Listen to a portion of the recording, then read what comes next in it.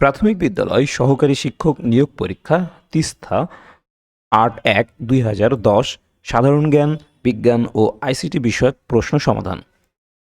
Computer পদ্ধতির দুটি প্রধান অঙ্গ হচ্ছে হার্ডওয়্যার এবং সফটওয়্যার।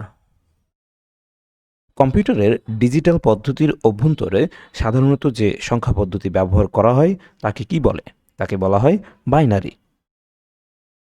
২০১০ সালের বিশ্বকাপ ফুটবলে মোট কয়টি দেশ অংশগ্রহণ করেছে? সে সময় মোট ২০৪টি দেশ অংশগ্রহণ করেছিল। যে সকল উদ্ভিদে কখনো ফুল হয় না তাদের কি বলা হয়? তাদেরকে বলা হয় অপুষ্পক উদ্ভিদ।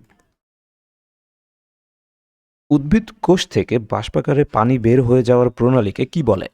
এই প্রণালীকে বলা হয় প্রস্বেদন।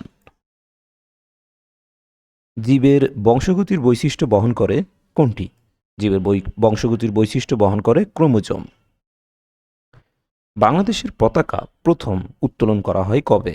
বাংলাদেশের পতাকা প্রথম উত্তোলন করা হয় ৩রা মার্চ ১৯৭১ সালে। স্বাধীন বাংলাদেশের প্রথম প্রেসিডেন্ট কে? স্বাধীন বাংলাদেশের প্রথম প্রেসিডেন্ট শেখ মুজিবুর রহমান।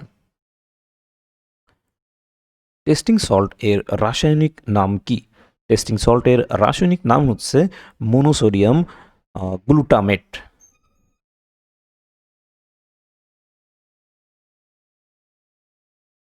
দেশলাই কাঠিতে কোনটি থাকে না? দেশলাই কাঠিতে প্রশ্ন সংযুক্ত কোনোটি থাকে না। দক্ষিণ গোলার্ধে উত্তর আয়নাস্নান্ত ঘটে কখন? এটি হচ্ছে 22শে ডিসেম্বর। সৌরজগতের বৃহত্তম গ্রহ কোনটি? সৌরজগতের বৃহত্তম গ্রহ হচ্ছে বৃহস্পতি।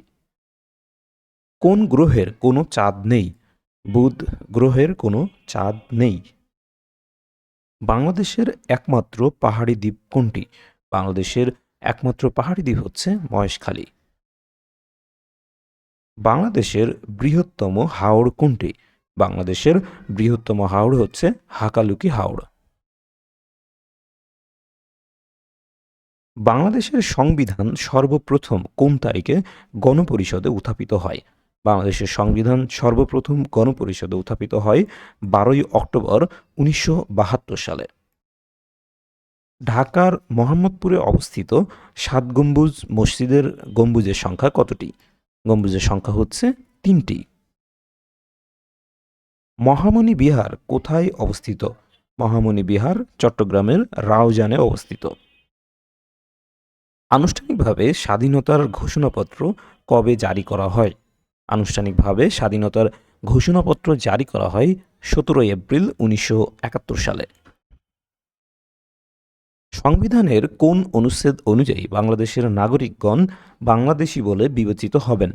সংবিধানের ৬-২ নং অনুচ্ছেদ অনুযায়ী বাংলাদেশের নাগরিকগণ বাংলাদেশী বলে বিবেচিত হবেন। মেঘলা রাতে শিশির উৎপন্ন হয় না। সবচেয়ে ভালো তাপ পরিবাহক হচ্ছে তামা। জাতিসংঘ কোন সালে জন্মলাভ করে? জাতিসংঘ জন্মলাভ করে ১৯৪৫ সালে। ভূমিকম্প নির্দেশক যন্ত্রের নাম কি? ভূমিকম্প নির্দেশক যন্ত্রের নাম হচ্ছে সিসমোমিটার।